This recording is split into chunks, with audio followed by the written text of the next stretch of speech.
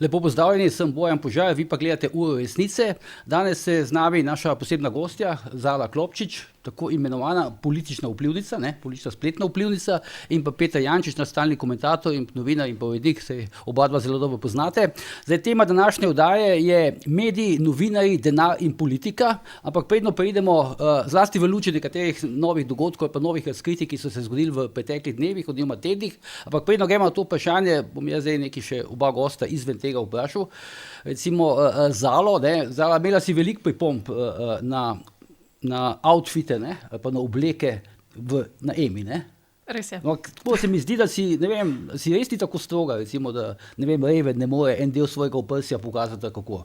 Mislim, meni se ne zdi, da sem jaz stroga, samo se mi zdi, da so se standardi izpred 10 let, naprimer, toliko spremenili, da očitno zdaj izpadam stroga, ker meni ni apetitlih gledati golih prsi na nacionalni televiziji. Vse niso bile čisto gole, ampak prekrite so bile mogoče res take stvari, ki so tudi kje druge, ampak ne vem, meni se zdi, da je to postal vse skupaj skoraj da en drag queen show že, ker sem prav poiskala prejšnje zmagovalce iz prejšnjih let in so imele ženske lepe, dolge obleke, ali pa vsaj elegantne, ali pa vsaj elegantne, da je to nekako, da je bilo zagledati, da si vse skupaj zdelo kot neka eleganca, nek stas. Skratka, to je bila resna tvoja kritika, ne? Resna? Ja. Jaz sem ogorčena na tem, kakšni outfiti so bili na letošnji Emi, res. Vsako leto je hujš. Ampak si pa potem dobila posredno ponudbo. Zdaj sem videl od časnika Delo, ki je objavil tam ne vem, kako bi temu rekel, neko šalo, če na naslednjo Emo bo vodila Zala Klopčič, oblečena v skafander, kako.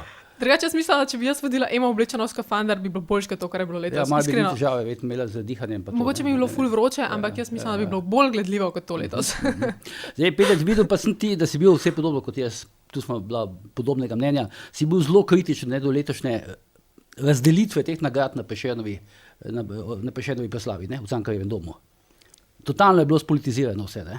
Predvsem je bila sama prireditev spolitizirana, prekrivajo tudi ceno te prireditve, nočejo povedati, koliko sploh stane. Prav vrtec sem moral, da so sploh povedali, da podeljujejo po 30,000 evrov nagrade.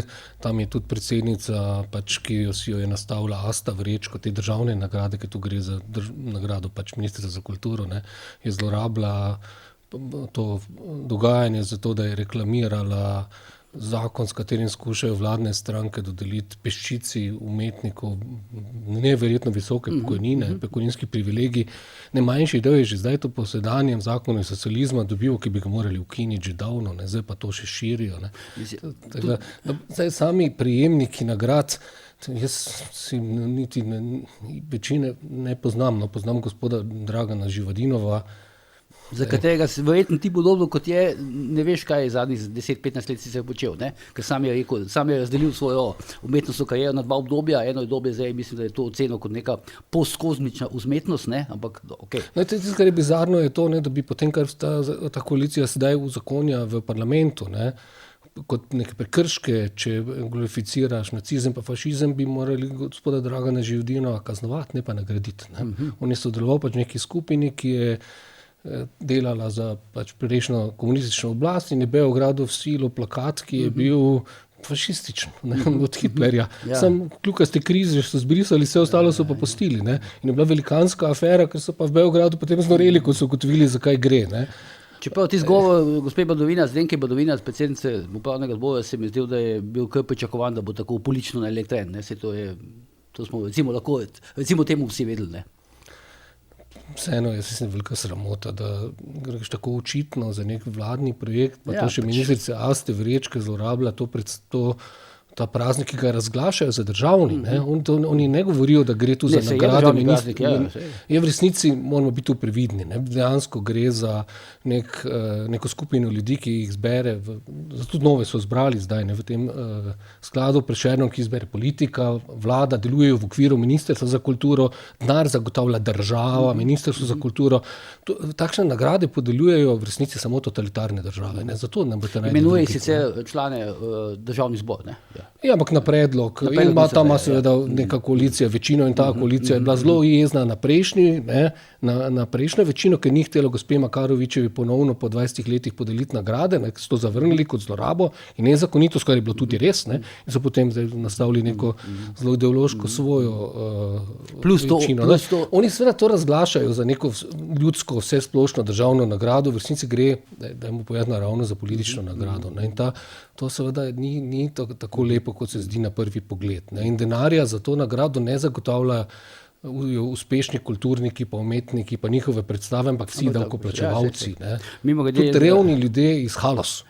Zala, ministrica za kulturo Asta Vrečko je bila precej kratko krilo, ne vem, če si opazila. Sem videla. Ja, skoraj da mini krilo tam. No, mene to ne moti. Ne se je vedno. Ampak zdaj predlagam, da gremo na temo, skratka mediji, novinarji, finance, denar oziroma politika. Zdaj dve stvari sta se zgodili pomembni v teh zadnjih recimo temu 2 tednih. Državni zbor je izglasoval, oziroma novi zakon o medijih je prestal prvo branje v državnem zboru. Mislim, da je dobil točno 46 glasov, kar je takoj nad to večino v državnem zboru. In javnost je zvedela v bistvu za financiranje medijev in pa NVO-jev s strani ameriške vlade oziroma njihove agencije za mednarodno sodelovanje. Mislim, da in znotraj tega zneska ne bi slovenski NVO-ji oziroma nekateri mediji, o tem se bomo še pogovarjali, zlasti mislim, da je STA tudi že omenjena, dobili v zadnjih letih približno 40 milijonov evrov. Ne? Zdaj pa me zanima, to je zdaj vprašanje za oba dva, ali sta presenečena, da je zakon, recimo tak, kot je, glede na celo vrsto kritik, ki je bilo tudi z strani Levice, da je prestal relativno gladko, recimo, to prvo branje. Jaz mislim, da ne manj presenečen, to je bilo jasno, da bo, ker ima koalicija večino in bo svoj zakon podprla. Saj tudi tole prvo branje je izsilila v resnici opozicija. SDS je zahtevala, da se vse razpravlja o vsebini, ki je pa absolutno škandalozna in pomeni velike težave v prihodnosti za medije. Jaz ne vem, ali sem jaz optimistična ali sem preveč naivna, ampak jaz sem pa malo upala, da ne bo šlo čez.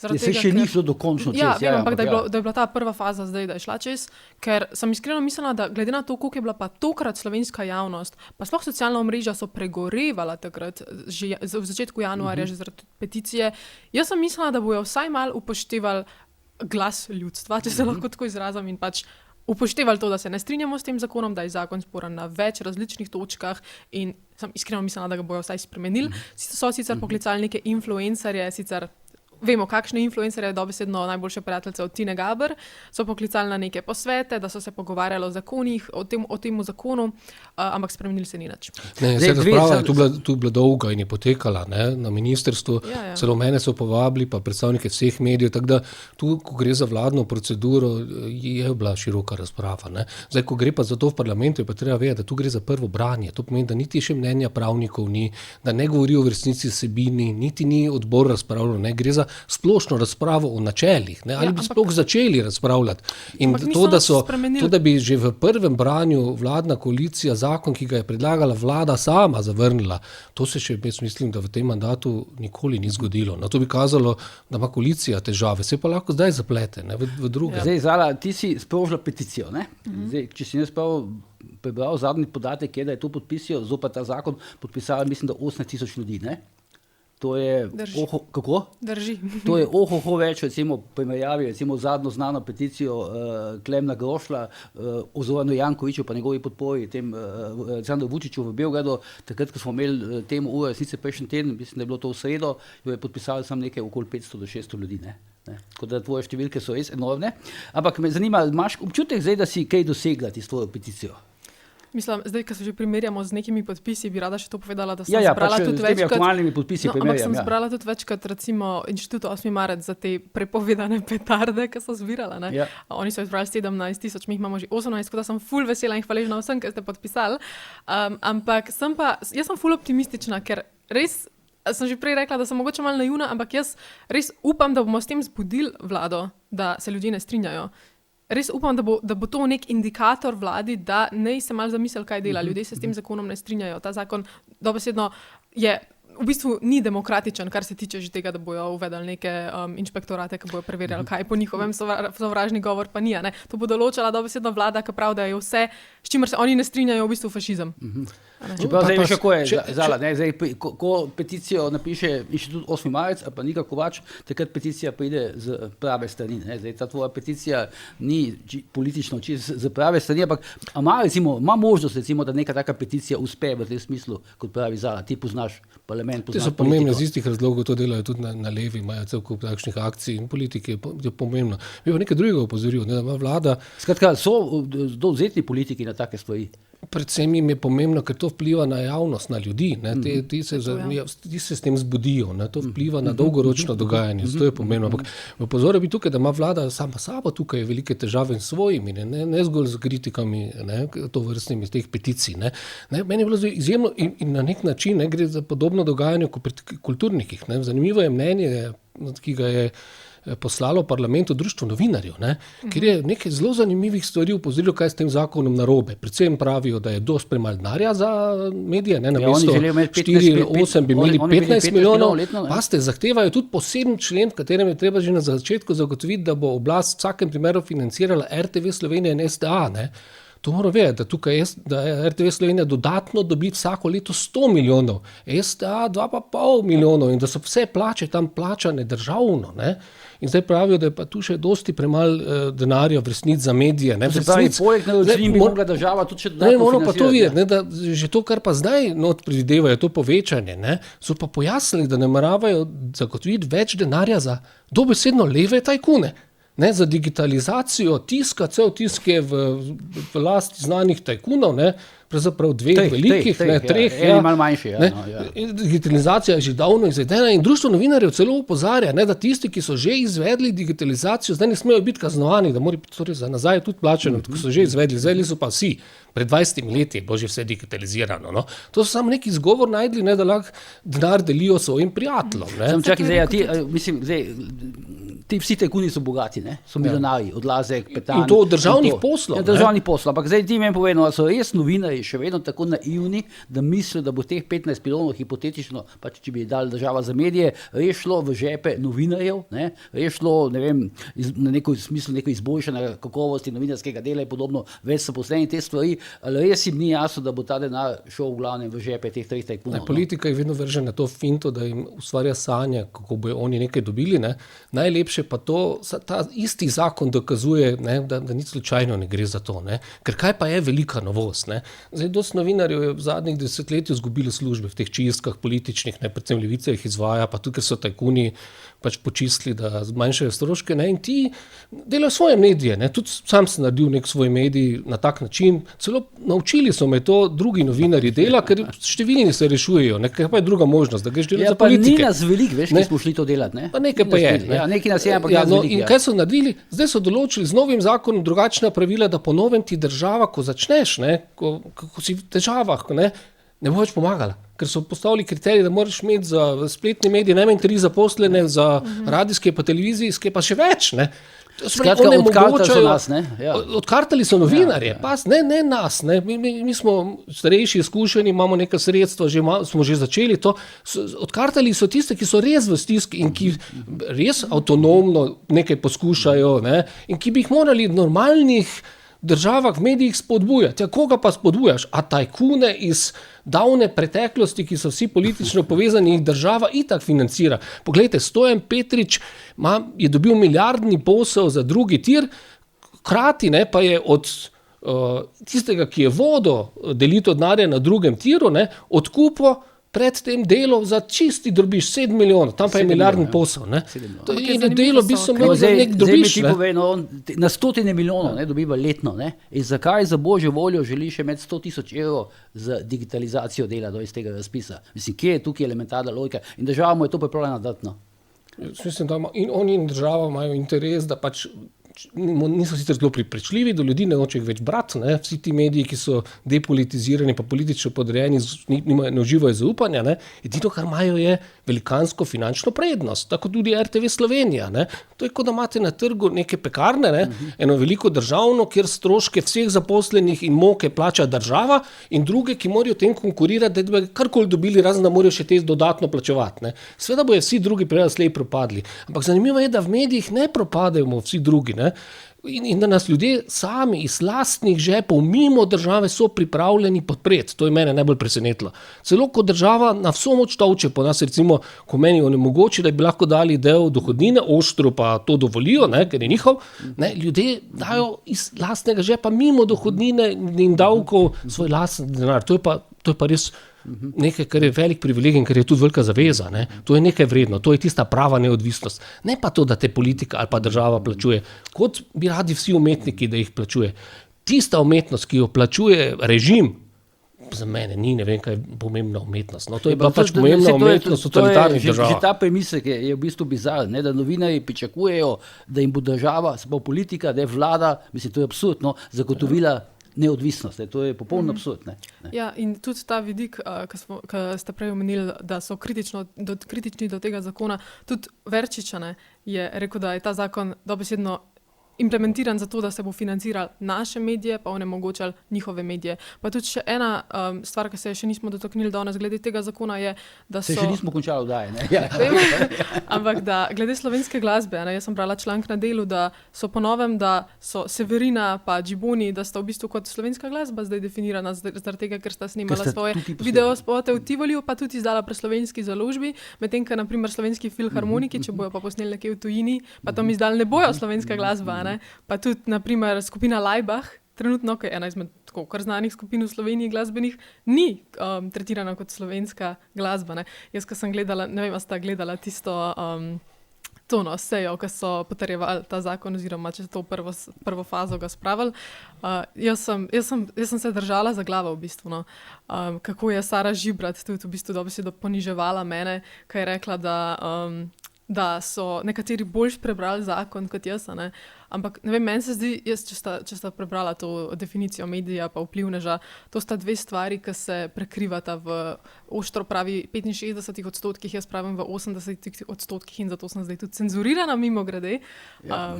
Zdaj, ne te odstotki so, to zdaj stvar debate, ampak dejstvo pač je, kaj je največji problem, ki zadeva vplivneže, je pač to, da jih bodo lahko podobno kot ostale medije, ti famozni medijski inšpektori zagrabili za vrat. To je pač dejstvo. Jaz verjamem, da ne bojo se spravili na, ne vem, Kulma Masito, pa na Patricijo Pangrčič, pa na Lepo Avno.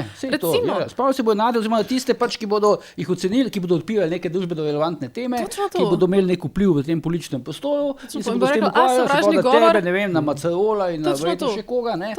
In to bo pač problem. Samo gre še za dosti več. Tu si prej dobro upozorila, da so te določbe političnih aktivistov iz 8. marca preko nekega vladnega sveta, ki ga vodi Nika Kovač, ki so zdaj slačili zakon o tem, kako more se preganjati spodbujanje sovraštva in nestrpnosti. To je neizvedljivo. To, kar so dodali v zakon, so napisali eni amaterji, ki se absolutno nič ne spoznajo na medije, so pač neki politiki, ki imajo fantastične predstave. Glejte, to je popolnoma neizvedljivo. Zdaj, poglejte, spodbujanje sovraštva in nestrpnosti. Zdaj, nek inšpektor, kako bo pa on sploh vedel, kaj to je? Zdaj, ker on mora kaznovati medije, ki to zagrešijo. Pa še več kot to. Oni z zakonom nameravajo zavezati vse odgovorne urednike, da morajo iz odzivov bralcev, ko spodaj razpravljajo, tudi v enem dnevu zabrisati, če dobijo ugovor, vse, kar je to vrstno. Ampak nikjer ni definicij, kaj to sploh je. Mi ne vemo, kaj to je. In celo, zdaj, kar je še hujše, vse tudi tožilci ne vejo. Jaz sem v preteklosti spraševal tožilko v Ljubljani glede vpitja, da je treba Janšo ubiti, in je ona rekla, da to ni nič kaznivega. Potem pa se je izkazalo na sodišču, da je. Zdaj pa poglejmo, kje pa je tu čisto praktičen problem, recimo pri mediju. Zakaj je to tudi takšna norost? Imamo ta primer, zdaj, ko so onečastili spomenik žrtvam povojnih umorov na meji Italijanov.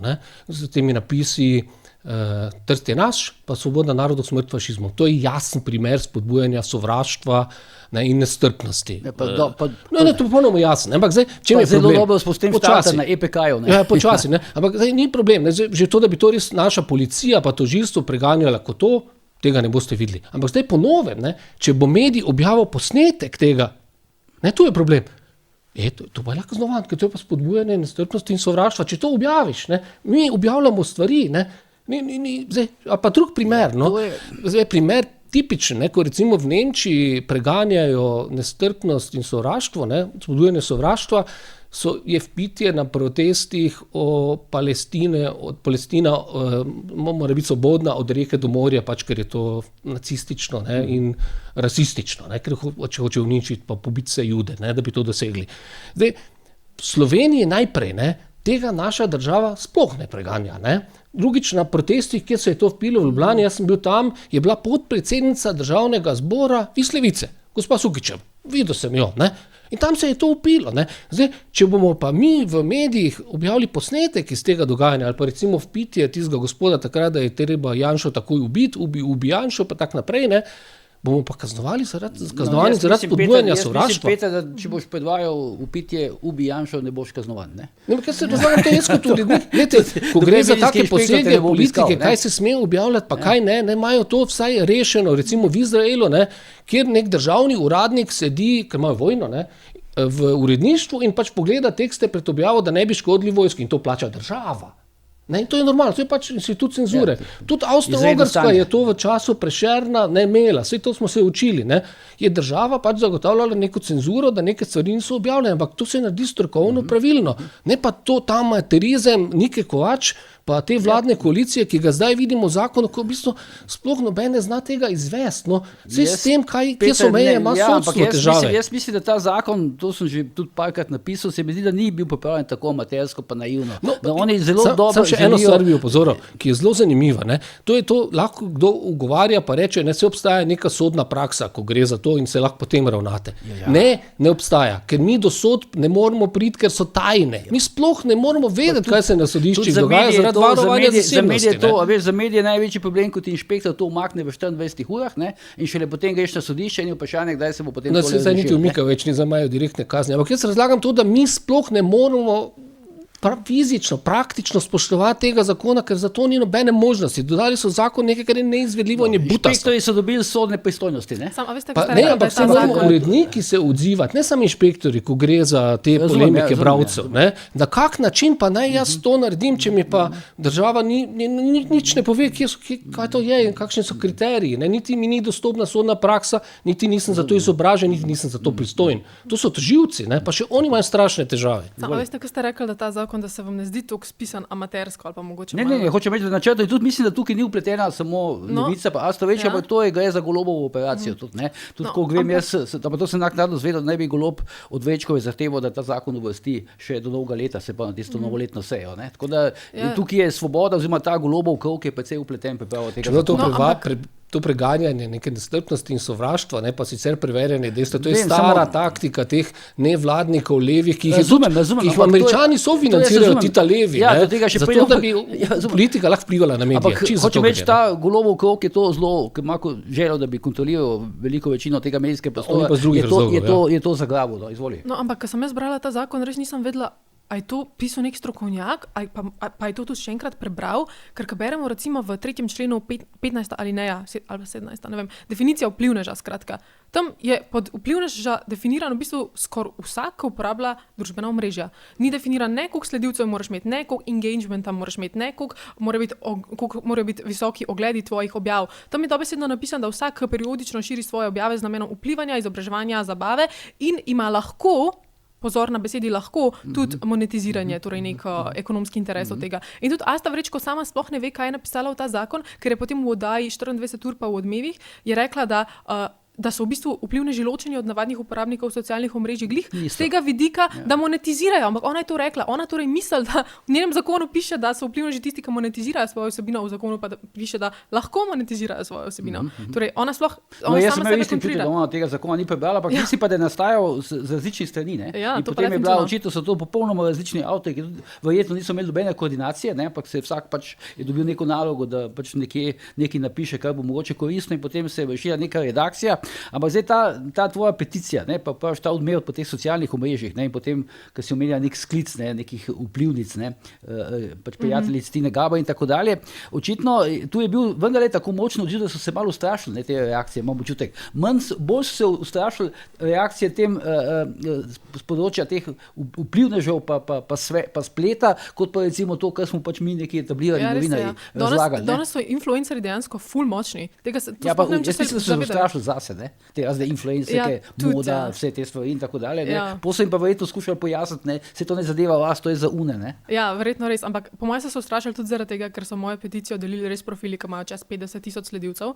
Pa zdaj moramo tukaj vedeti, da influencerji klasični nimajo potem, recimo, če imaš ti 50,000 sledilcev, tvoje storije gleda mogoče 5,000 ljudi, ampak mojo peticijo so delili profili, ki tudi storije gleda 50,000 sledilcev, a ne? To je pa ti si naredila neko precejšno zmedost, tako je bil pač moj feeling, no, takrat, ne? Mislim, potrudila sem se, kakor se da, ne? Ampak res, in potem sem videla na storiju od Tine Gaber, da je Katarina Benček, ne vem, če veste, kdo je to. To je ena res... Ja, jaz vem, kdo je to, recimo. Zdaj Peter pa tudi ve, a ne vem.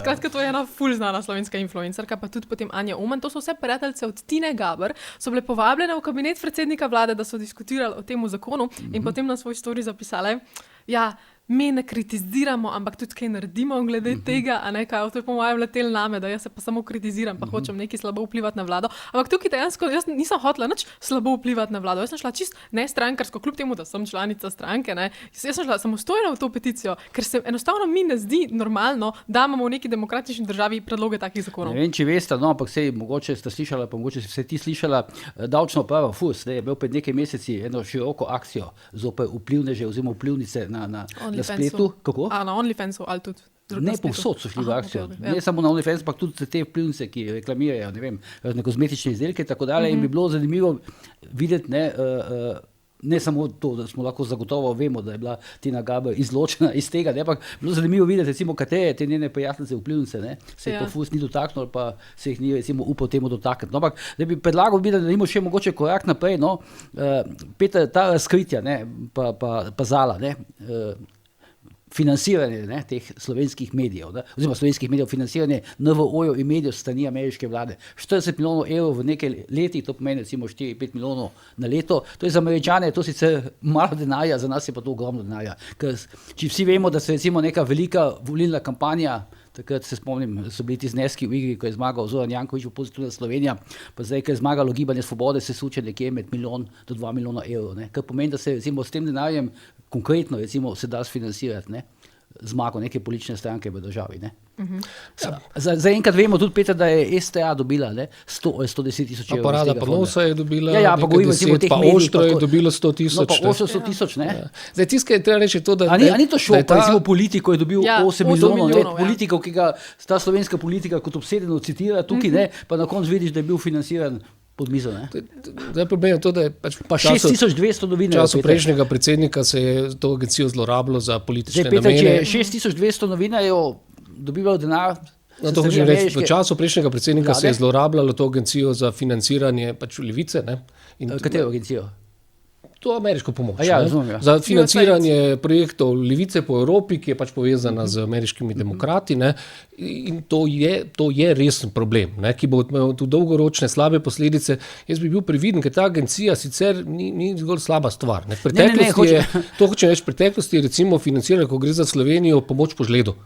Takšne stvari so normalne, so sprejemljive v demokratičnih družbah. Ampak pod Bidenovo administracijo so pa financirali razne spremembe spola v tujih državah. Financiraš Parado Ponosa, ne, ki je v Sloveniji v resnici državna, uradna institucija, financirana od države, na njihove prireditve hodijo politiki, najpomembnejši tudi župan Ljubljane, Janković, pa šefi vlad, pa predsednica. Ne.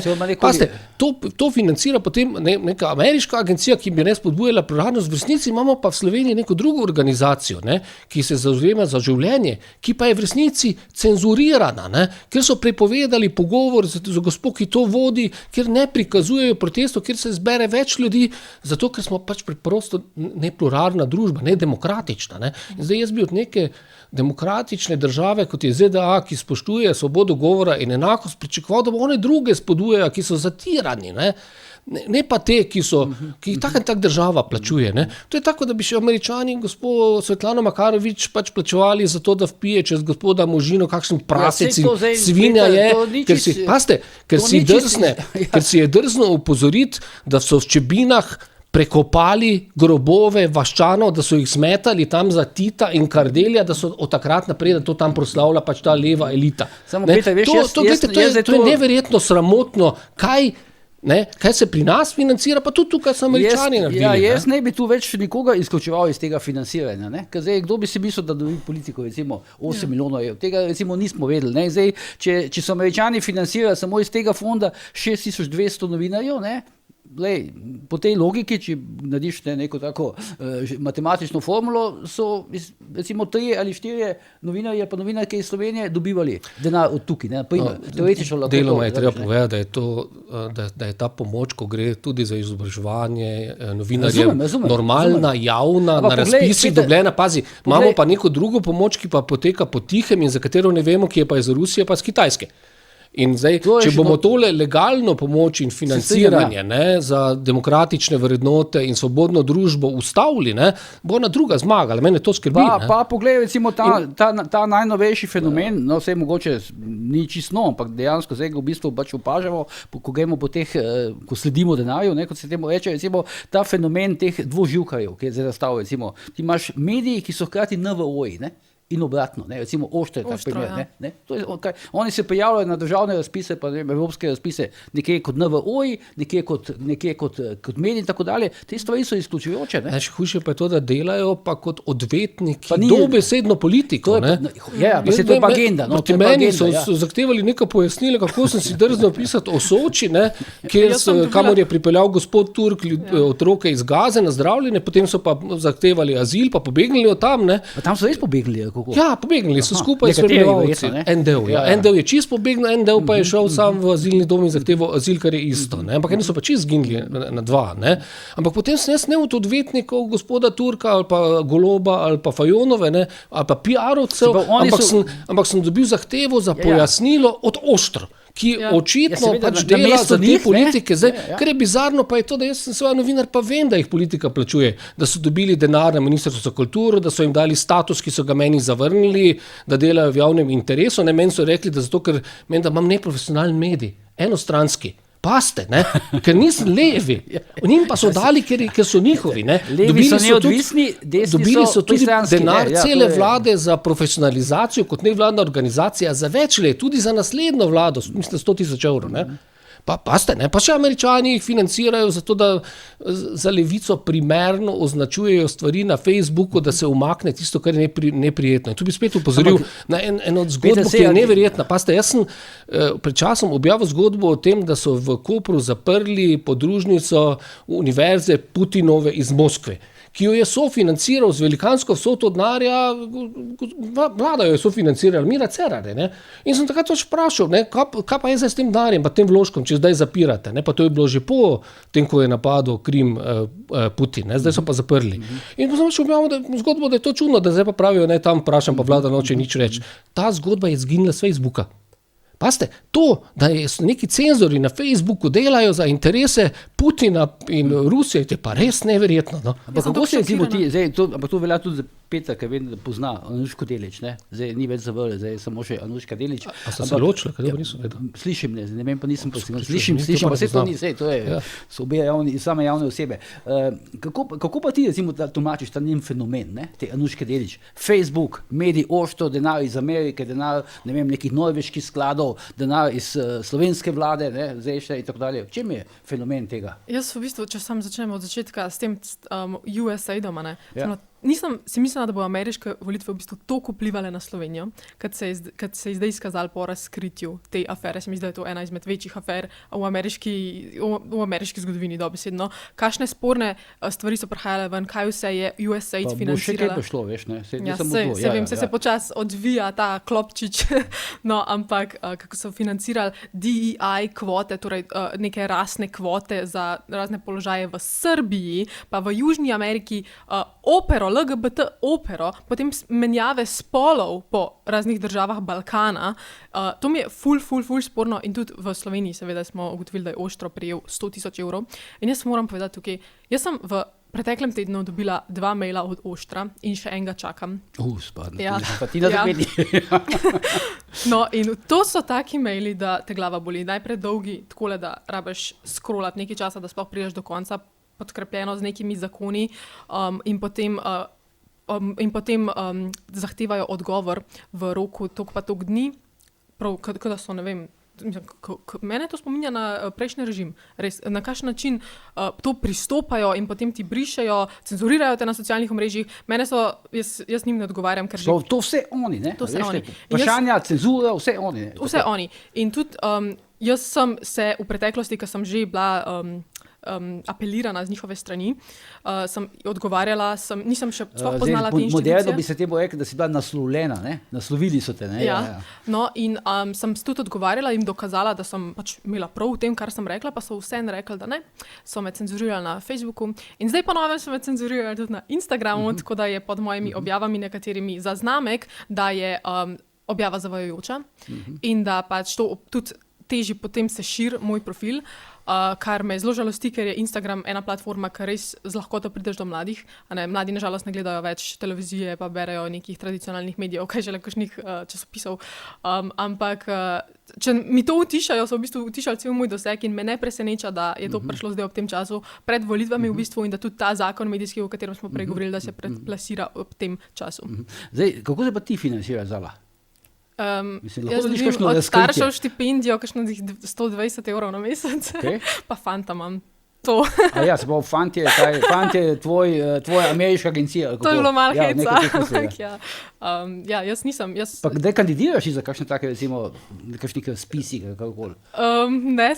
Nisem se sploh zanimala, če lahko kaj tak vem, da pod to vlado zihar ne bom nič dobila. Pa Peter se je pa zdaj pojavil, tako si mi rekel, ne?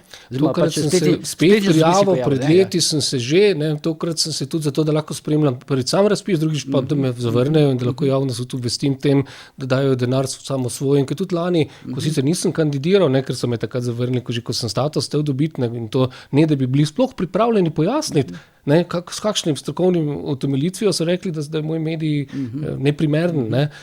Še nisem, ampak gledal sem se pa in zdaj se je lahko spremljal in napisal, da so me zavrnili. Lani recimo povem, da so Planet TV zavrnili. Ti si se pojavil, zdaj da boš lahko spis spremljal od znotraj. Tako je, zdaj imam pravico do vseh informacij, tudi pritožim se lahko in spremljam cel postopek, kar je sicer težje. Tudi opazil sem recimo, da so dodali v razpis, da če imate preverjene dejstva, fact checker, to je narejeno za Oštro. Imajo cel pogon, ko delajo za svoje, kako jih bojo dvignili, financirali, plačali in s tem vplivali na medije. Ker tu zadaj je dejansko resen namen vplivanja na medije. Jaz bi še nekaj opozoril, ko govorimo o Oštro, Panoški Delič. Meni je ta stvar smešna zdaj, ker sem bil pač urednik dela, nekoč odgovorni urednik, pa dolgo v službi tam in Anoško poznam. In ona je znana aktivistka, novinarska proti Janezu Janši in SDS. Ona je objavila tekste, ki so bili pač popolnoma očitna propaganda pred volitvami, recimo, kar je širila takrat Sova, pod vplivom levosredinske vlade o neonacih. Takrat si ti v bistvu vrnil, to se spomnim, ker je bilo zanimivo. Objavil si sliko, ko se je pa protikandidat glavni Zoran Janković objemal s temi istimi fanti javno. Ona takrat potem ni bila pripravljena dopolniti svoje zgodbe, da drugi protikandidat ima še večji problem z neonaciji. In to so neodvisni fact-checkerji. To vam kaže nek politični aktivizem. Podobno vidimo pri Niki Kovač, je jasno. Celo njen zavod je ustanovil Simon Maljevac, minister iz Levice. In na vladi vodi svet za preganjanje sovražnega govora. To so čisti politični aktivisti, ampak zdaj, da daš ti čistim političnim aktivistom fact-checkerjem. To pa je, mislim, ti so prešli nivo, ki ga je... Prejšnji režim je bil amaterski. Oni so imeli nasilje, pa neko udbo, ti moraš imeti takšne, ki se razglašajo za civilno družbo, super, v redu, in da ti potem vplivajo. Ampak še to bi rekel, to ni novo. Na podoben način način so že v preteklosti z nevladnimi organizacijami vplivali, vse mirovni inštitut je že pred desetletji bil isto, ki ga je v bistvu LDS ustanovil, ne, dal je nekdanjo šefico kabineta, Drnovšek za vodenje, res pa je, da so bili oni bolj strpni pa pametni od teh zdaj. No. Zdaj, če imaš še neki, jaz imam še eno, ker malo že moramo na uro gledati, no? Se malo že približujemo koncu, pa imam še nekaj, razen če bi šala še kaj konkretno po teh fact-checkingu zadala. Sam to, dajmo se še spomnim, da je portal Oštro tudi Novi 24 zablokiral Facebook stran s 30,000 sledilci, zaradi tega, ker je kao so bile dezinformacije. Vem, samo ona zdaj trdi, da ona ne blokira, da ona samo preverja. To potem Facebook dela. Ne bo ja, ampak oni so krivo definitivno podlagi verjetno njenih teh, ne. Mislim, oni so bili dobesedno povod tega, zato ker tudi meni je grozno, da ima ta inštitucija v bistvu moč, da omeji tvoj doseg na socialnih omrežjih, da svojo objavo pomakne bolj dol na For You page in s tem dobesedno te ne priporoča novim gledalcem, ne moreš širiti. Lastnik medija oziroma Facebooka se je pokasal zdaj, kako, ne? In načeloma zasebni mediji, kar je Facebook, pa X, pa ostali imajo pravico določati pravila. Ja. Je pa malo nerodno, če ta pravila v resnici določa oblast, ne, kot tu vidimo, ne, ker Oštro plačuje slovenska vlada, pa ministrstvo za kulturo in oni pa odločajo. Zdaj se je pokasal malo Zuckerberg, ne. Mogo bi odgovarjati. Pa celo ameriška vlada plačuje, za fašista pa tako, no. Ja. Pa celo ameriška vlada jih plačuje, to pa čisto neverjetno, ne. Zdaj samo eno vprašanje še imam, no, zdaj okoli tega medijskega zakona, no, zdaj, ampak noter je par nekih členov, zlasti tisti členi, ki zadevajo koncentracijo medijev, ne, ki pa letijo na te tajkune, ne, ki so v bistvu pač del njihove politične opcije, pa celo del te vladne koalicije. Ne. Ti členi so smrtno nevarni za njih, ne, pa kljub temu grejo sprejemati tak zakon. To pomeni kaj, da jih sploh ne mislijo teh členov nikoli uveljaviti, ali to pomeni, da jih imajo za vsak slučaj, da jih lahko uporabijo, če jim kakšen tajkun pobegne na drugo stran. To drugo. Ja, to treba biti bolj izkušen, ker sedanja zakonodaja ima zelo ostre protimonopolne določbe. Sedanji medijski prostor je v celoti nezakonit, kršitev dramatična vseh členov sedanjega zakona in z novim zakonom to ublažijo in zmanjšujejo. To je jasno. Vsak prebere prejšnjo ureditev, pa sedanjo vidi, da pač zdaj ne bodo več preganjali. Ne, in sploh več ni določb, ki bi jasno določale, recimo, kot je bila do zdaj, da je časopisno podjetje Delo, pač ima monopolni položaj, ker je bilo nesporno. Ne. In to na oglasnem trgu, ko gre za tisk in pri prodaji, ko gre naročnike pa to, ne, ker so pač imeli skupaj z novicami pri obojem daleč 40%, ne, drugi pa dosti manj. Vse to je bil problem, tudi zato so prepovedali potem združitev še z Večerom. Ne. Res, da so te določbe lahko bile tudi za koga sporne, ne, ampak če pogledamo pa širše, pa imamo dejansko strašen problem, ker gospod Odlazek obvladuje pravzaprav monopolno, razen državnega radija, ne. Res, vse radijske postaje ima tudi tisk, na televizijo dela, ne, na drugi strani imamo... Več televizij dela, Ja, ne, to je malo nevarno. No. Zanimivo je, da so... Še posebej, če vemo, da je v preteklosti ga je celo Računsko sodišče uradno ulovilo, ko je goljufal za to, da je z velikanskimi popusti za glase sofinanciral kampanjo Marjana Šarca. Ja, takrat si to sem jaz takrat napisal, ne? In to je res. Ne? Pozneje so bili bolj spretni, ampak to počnejo in zdaj pred zadnjimi volitvami smo lahko po vseh njihovih medijih poslušali brutalno agitiranje, ne? Ko so reklamirali članke necenzurirano, za katere znano, da jih plačuje Golob. Ne? In to je šlo, to jaz pogledal nisem, ko sem poslušal po radiju. Ne? Bolj hujše in bolj očitne reklame ni bilo, ampak to ni bilo nič plačano, nič nikjer prikazano. To velja za neodvisno novinarstvo. In to, pazite, ko govorijo v zakonu nam danes o spodbujanju neodvisnega novinarstva in avtonomnega, govorijo o tem. Ne? Da bojo objavljali tekste od Vesne Vuković, generalne sekretarke Svobode, zdaj ni več v vseh mogočih medijih, da bi vplivali na to, da bi ostal Robert Golob na oblasti. In to je v resnici pa Golobov cilj s tem medijskim zakonom. Še dodatno vplivati na to, da bi si povečal možnosti. Zaslišujejo pa mene, ne? Tako da zdaj, izvoli, zadnjič besedo, ker pa smo počasi zaključiti. Ne, samo to sem še hotela dodati, da mi je res fascinantno, kako Asta Vrečko, ministrstvo za kulturo, v bistvu hoče prepričati javnost, da je point tega zakona glih to, da se ta koncentracija omeji.